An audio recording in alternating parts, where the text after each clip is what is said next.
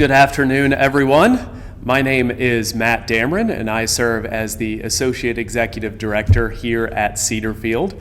It is Thursday, January 6th at 1 o'clock. First thing I want to do is apologize for our little snafu yesterday. I was just telling a resident that's here with us that we went through the entire program yesterday at 3 o'clock for a select group of residents that were here with us. And then after the program, we learned that it was not broadcasting live, nor was something went wrong with the touchdown system, and it was not recorded either. So we are redoing it today. So I apologize for that, but we are going to try to give you the exact same information that we went through yesterday. So anyway, welcome. It's the first chat of the new year. We hope you had a great and safe New Year's. And we're going to jump right into it. We'll start with our COVID-19 situation, like we typically do, and then we'll move on from that into some operational updates as well. So we'll start with COVID-19. As you know from the goings-on here on our community here at Cedarfield and just on the news, this Omicron variant has really kicked into high gear over the last couple of weeks following the holidays. So cases are definitely going up throughout the Commonwealth. The state positivity rate has raised from 14.5% to 27.9%. And in Henrico, last week it was 11.2%. It has jumped up by 50% up to 22.8%. Richmond City is in the same boat. It was 13.6% and has jumped up to 23.1%. So as you can tell, all of our local areas and across the Commonwealth, those cases are increasing. And kind of diving into the Cedarfield dashboard, unfortunately, that is the case here as well. I have updated these numbers as of just a little while ago, so they are more accurate than yesterday's live chat. Currently on campus, we have 18 residents that are positive for COVID-19, 12 team members, and 2 contractors that work with us on a regular basis here in the building.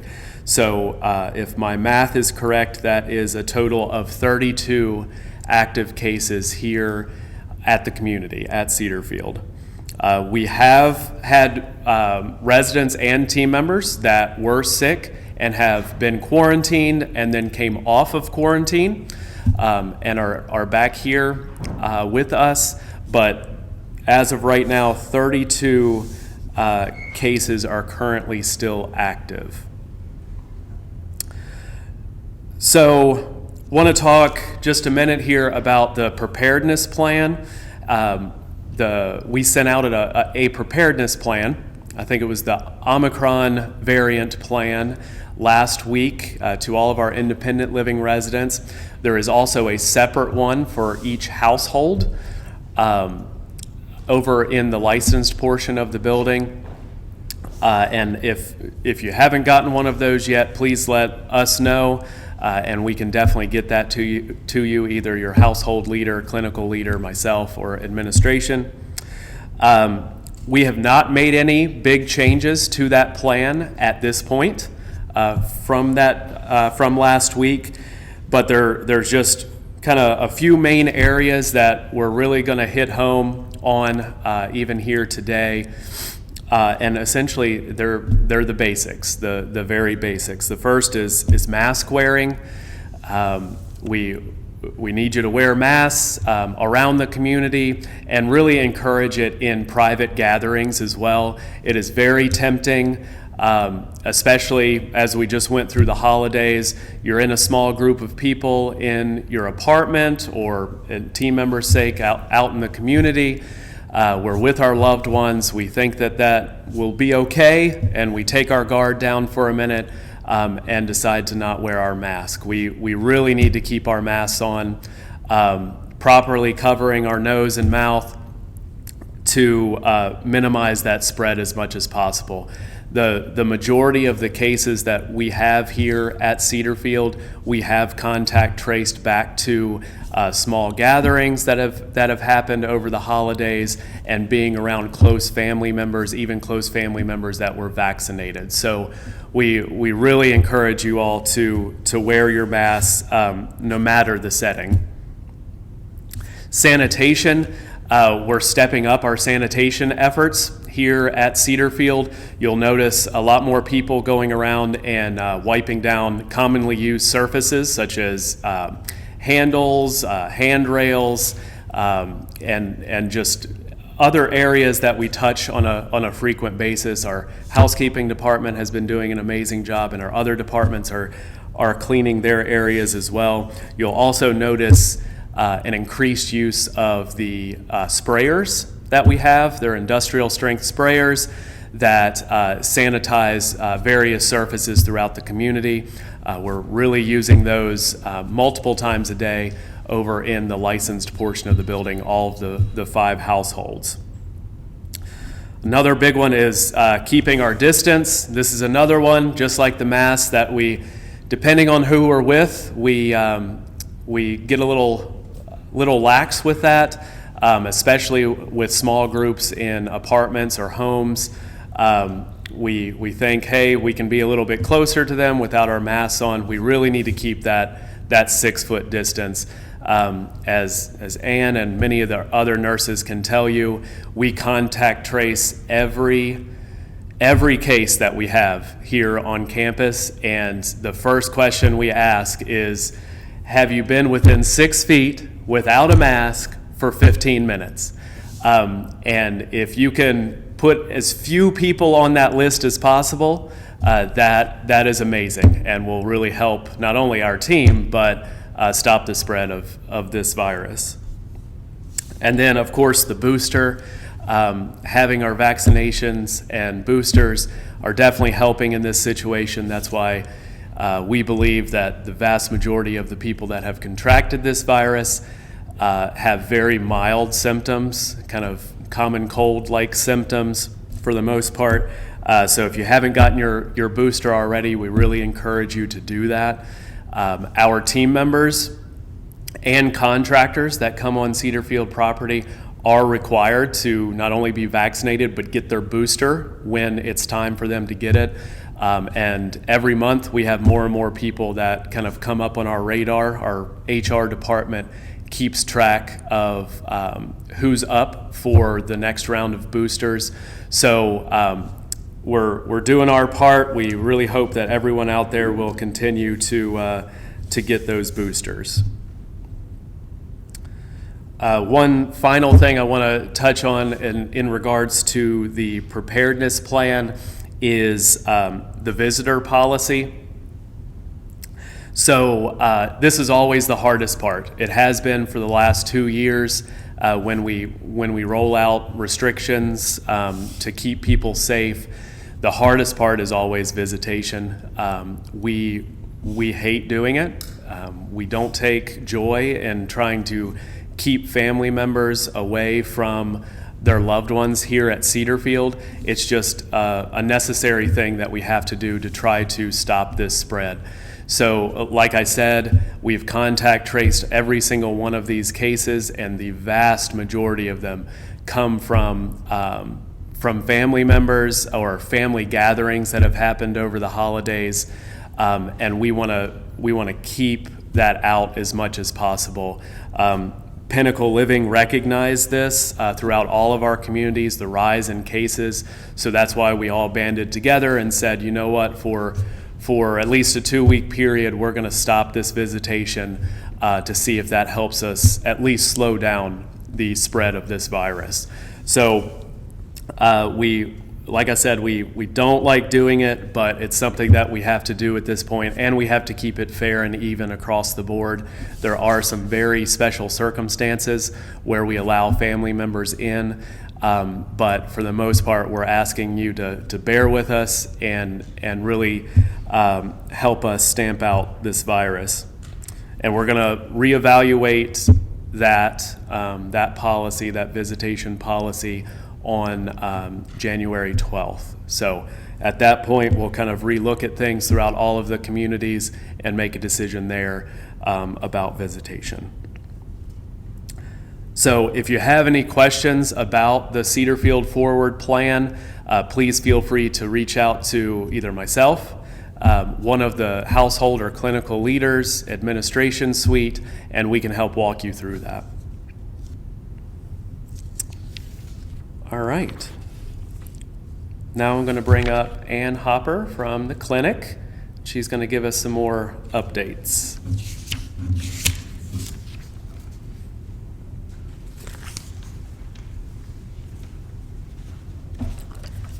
Hi there, I'm Ann, the nurse in the clinic. I just wanted to go over a little bit about this Omicron. If you have any symptoms, as slight as they may be, it could be anything from a sore throat, runny nose, feeling achy, please call the clinic and we could either do a rapid test or we could send out the PCR test. We are testing in the clinic. We're not able to go to the cottages or to any apartments to do any testing. And we are testing our team members and residents alike. According to Dr. Shear, most do have mild symptoms when they've tested positive. It seems to be more of the head cold, sore throat versus respiratory. And so that's something that's really good if you had to get it. And then most will need like supportive care as far as fluids, Tylenol, rest, of course. There are protocols that will be written for mild, moderate, and severe symptoms. And the monoclonal antibodies, they're a little bit harder to get right now. We don't even know that they're as effective with this type of the variant. There was one in an infusion center, and I think that they're not able to get it right now, but I believe Henrico Doctors Forest and VCU is able to get that. It seems like we're going back to the telemed visits too, and the clinic can help you if you have any community doctors that are doing telemed visits and you need help with, say, the phone, the iPad, we can help with that. And then I wanted to go over when someone is coming off of isolation or a team member is coming back to work after testing positive. What's happening, we are not testing and not requiring someone to be tested to show that they're negative when they come back to work or for a resident to come out of isolation. You can end up testing positive up to 3 months with this virus being dormant in your system. So it does no good to test someone to prove that they don't have it. We're saying if you're symptom-free, no fever, the cough, and you're out, for team members, they're out 10 days, then you're able to come back to work, and we're doing the same with our residents going back from either when they had the symptom or testing positive. And we're keeping track, like Matt said, we do the contact tracing. We have our spreadsheet of who's out and who's isolating and when they'll be off. And that's all I have. Thanks.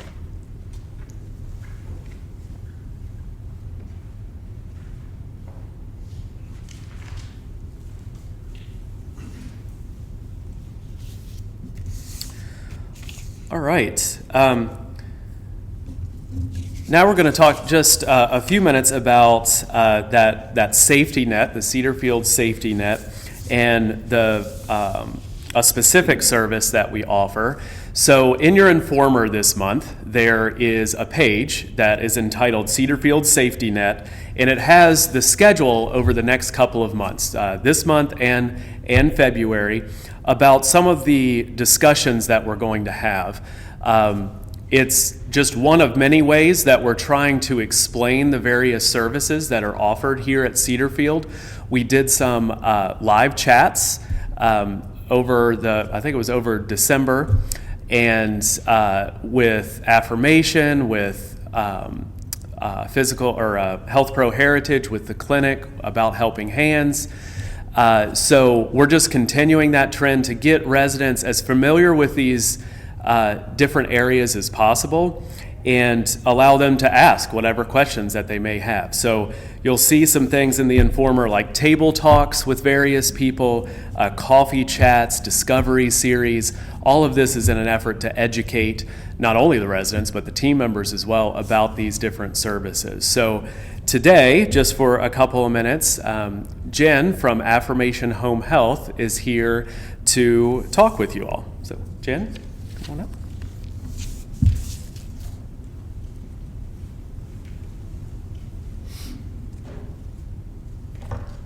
Hi, I'm Jennifer. I'm with Affirmation Home Health.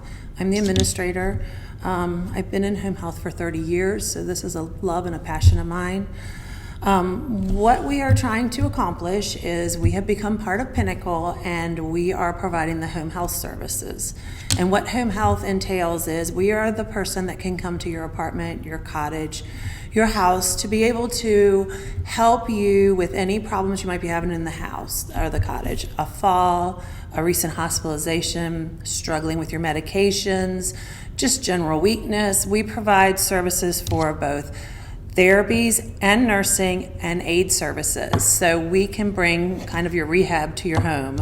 One of the better things we do too is we work with getting the right equipment, modifications with maintenance to make sure that if you have a shower you can't access or a bathroom you're having trouble with, we will get those modified and get things taken care of there. We provide your PT and your OT and your speech therapy within your home, and with the hopes that we will get you where you're back on campus and negotiating everything on the community and can return to your daily living and getting maybe even back to the outpatient clinic with Health Pro Heritage.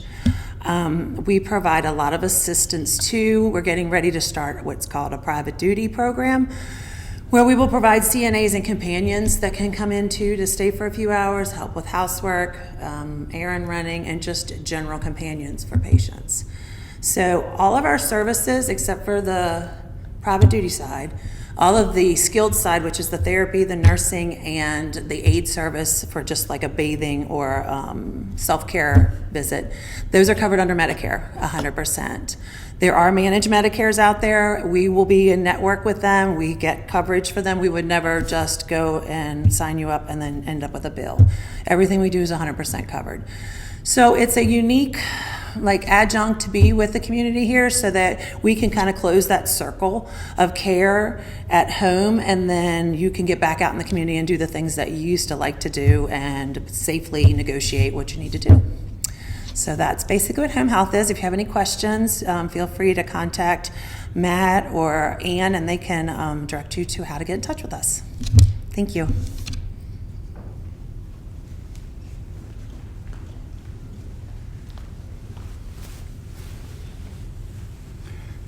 Good afternoon, everybody. I'm David Stewart here representing the dining team, and I have several updates for you, one of which is with respect to layering in back some of our services that we had to curtail. One of those that we've discussed recently is the cafe.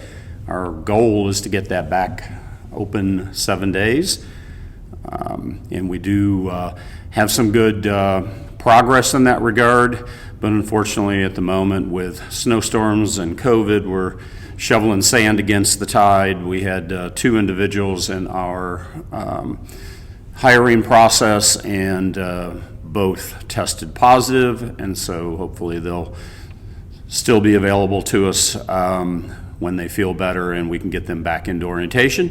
So we have a number of things we want to accomplish in the dining arena, the cafe being open 7 days, and possibly layering in some more services in the main dining room.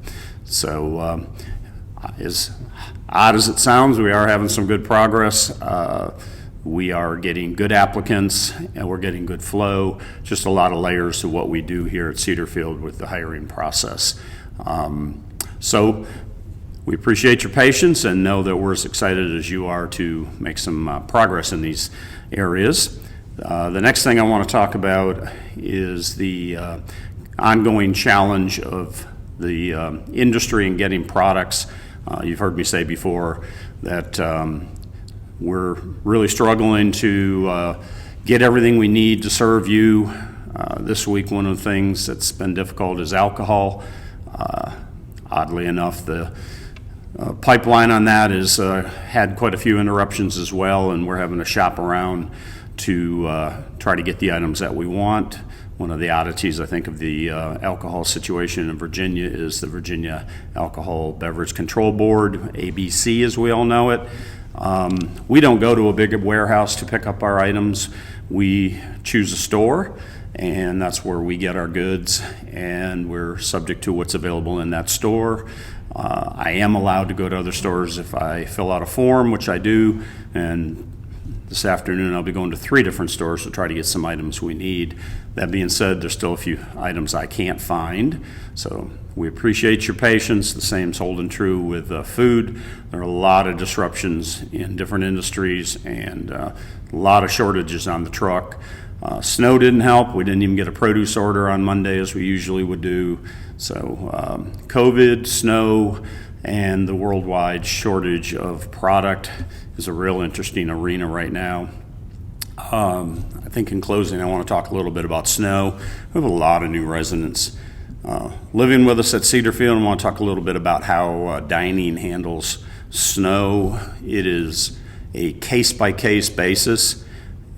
So when we get up in the morning and assess the situation as we did the other day, if we have the manpower, if people have been able to make it to work, and we have the products, we'll continue with service as usual. And that, for the most part, is what we do. We have, over the years, had to shut things down, adjust the menu. There have been times when we've done lunch and not dinner so we can get our team out of here while the sun's still up and then get home safely. Our team is extremely dedicated and come to work when they can, regardless of the weather, and they did this week as well. So if there are adjustments, we will post them on 970, 973. They're not frequent, but they do happen. And but also we ask that you residents be prepared as well and not be traveling out if you can help it. We don't want to see you out in the snow and getting injured. And along those lines, one of the things, services we're not able to offer is delivery. We did try that early in our existence here at Cedarfield, and we ended up with employees being injured trying to make deliveries. So we ask everybody to be prepared for snow events, especially our cottage residents, and we'll try to keep as many services up and running as we can. So if you have any special needs or questions, just give us a call, and if we can help you, we will. So I thank you for this time, and stay safe. I guess there's more snow coming. Thank you.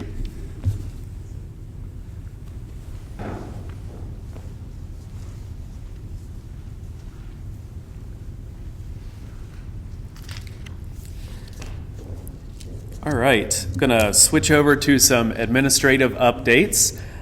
First, we'll talk about a little bit about the construction and renovation project. Just last week, we were able to check one more box off of our renovation project.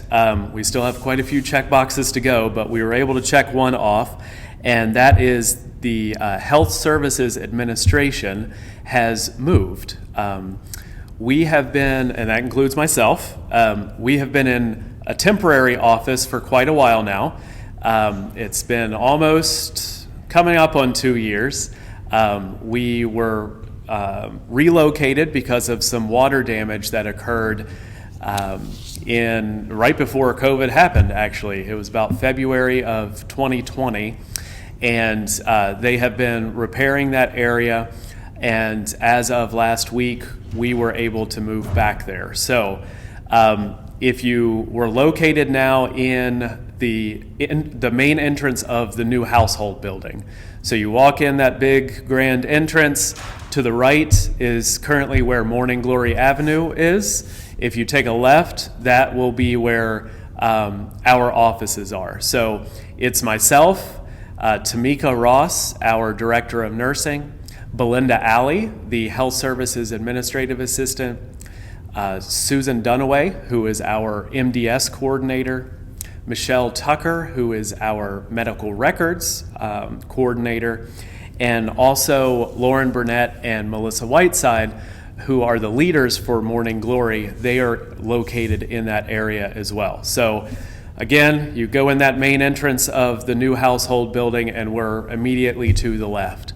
We're happy to be back home again, and we hope that once this little COVID situation gets under control, that we'll have plenty of visitors and come check out our new space. So we did that, and kind of the upcoming check marks off that sheet are Morning Glory Avenue. So the permanent home of Morning Glory Avenue, which is our memory support neighborhood, is down on the second floor of the main building, and that is under renovation, and that is scheduled to be completed in April of this year. And then once that's finished, we will start work on the Medicare household, which is up on the fourth floor of the main building, and that is scheduled to be done in late October, early November of this year as well. So all of those projects are still on schedule right now. Two capital projects that I wanted to mention that we're moving along with. The first one is the tunnel repair. So as many of us know, there has been water damage in the tunnel where we display the artwork in between the main building and the Pathways to Wellness building. So that repair has been scheduled, and it should be starting here in mid-January, so just in another week or two. And there'll be some more communication about that, just how it's going to impact people as well, coming out once we get everything firmed up. New signage throughout the building. As we know, all of our signage, internal signage and directional signage, needs an update. And we have contracted with the company SMI, and they were actually here last week and walked the building with some of our residents, just to kind of get their perspective, where we need signs, where we don't, and we don't want it to be signage overload either. So they've gotten some information from that meeting and are going to come back to us with their final proposal so we can get that project progressing. Two more things. We had two parties scheduled for this month, pretty big parties. One of them was a retirement get-together that was actually supposed to be today.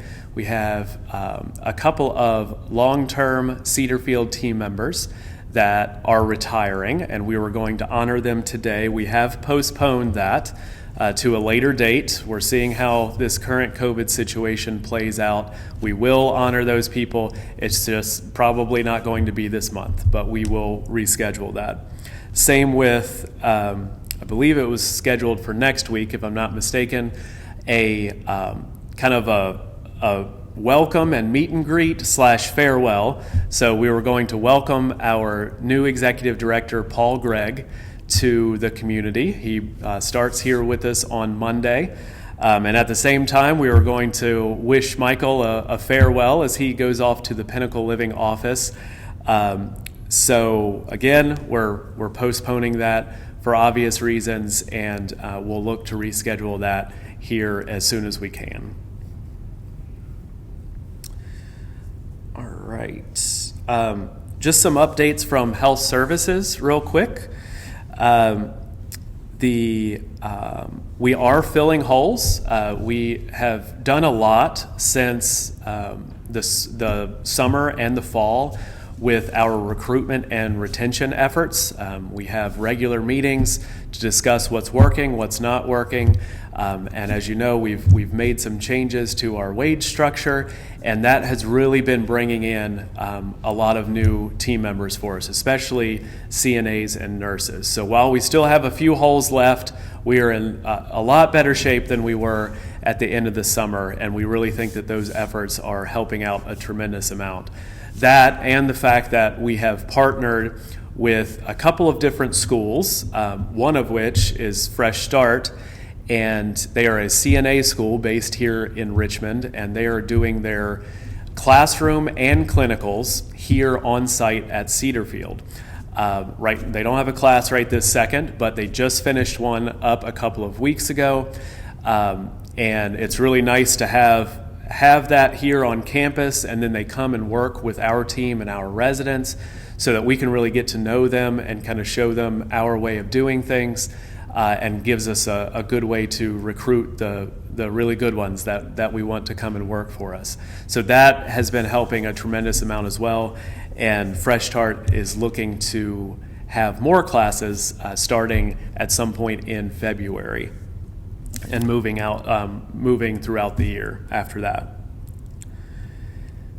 A couple of action teams I want to mention real quick. So we have quite a few action teams in health services, the 5 households, and an action team is it's basically kind of part of our culture change initiative, and it's when we identify a problem, typically an institutional problem, an institutional process that we want to change and move to a much more person-centered household process. We get a little group of people together, the people that are closest to that, and try to come up with a better solution. So we have quite a few of those going on at any given time, but the 2 that I wanted to mention to you first is the rebranding action team. I'm calling it the rebranding action team. And that is essentially making our not only physical structure, but just the way we operate, the services we provide, making that side of the community much more appealing to not only our independent living residents, but the residents that live there and the outside community. So we have a group of people to really talk about those different experiences that people have had, especially short stays in healthcare, to try to work on those issues and make it better for people in the future. So we have a great group of team members right now. We're really hoping to add maybe a couple of independent living residents. So if you're interested in helping us out and coming with a good outlook and a good perspective, we encourage you, contact me. And we can have you hopefully be part of that team and help us continue to move this model in the right direction. Another kind of offshoot of that is the engagement action team. So in an institutional model, you really just have a lot of group activities. So someone that comes a couple of times a day and does group activities, and then everyone's just kind of sitting around waiting after that. That's really not this model. It's a full engagement type model where residents are constantly engaged, whether it's with people, with groups, with individuals, with whatever it is that they're doing to really enjoy their life pursuits from before. Life doesn't end just because you move to a neighborhood or household. So we formed this team to help us rethink the way that we do things as far as engagement. We have team members on that team, and then also one of our family members whose loved ones live in the households. So we've come up with some great ideas so far. Unfortunately, our meeting this week was canceled because of the COVID situation and the snow. But we look forward to bringing you some updates from that team and kind of what we're doing moving forward. The post-stay questionnaire. So before COVID, we had a questionnaire that would go out to independent living residents when they had a temporary stay in our healthcare center. Asking some basic questions just to get their feedback and kind of a how was your time with us kind of thing.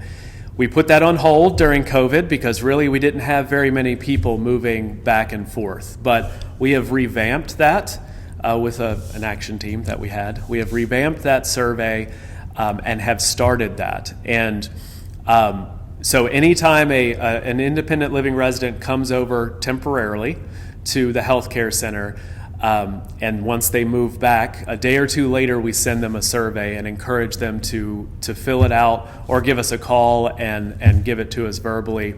And it's all in an effort to get feedback from the resident and try to improve the services as much as possible. So taking that feedback, seeing what the trends are, and then having our little team get together and improve those processes on the other side. So the next time, or for the next resident, it's a much better experience. We've only gotten a few of those back so far to date. So I really encourage you, that's the reason I'm bringing it up today, I really encourage you to fill out that survey and get it back to us so that you can be part of that improvement process. And we might even send out a few second copies for people that have left here recently just to try to get some more feedback. Last thing I'll mention is some good news. We have a new household leader that will be starting with us on Monday, January 17th. And that person is going to be in our Magnolia Meadow household up in healthcare. So they are going to be partnered with Letitia Hayes, who is our clinical leader up in that area. So we look forward to welcoming her. I won't say her name right now until she shows up, but we look forward to welcoming her to our team, and I'll make sure that she gets down here with us for one of these live chats to introduce herself. All right. Well, again, I'm going to turn it over to Trish here in a second for some spiritual well-being. I just want to say thank you for joining us. Again, I'm sorry about the technical difficulties yesterday, but if you have any questions or concerns, please feel free to reach out to us, and we'll get back to you as quickly as possible. Thank you all. Trish? Good afternoon, Cedarfield. I want to talk to you about the easiest prayers you can possibly do. If you're familiar with the work of Anne Lamott, she is a very bold and straightforward writer, and she claims that there are only 3 necessary prayers that you need to do in your life.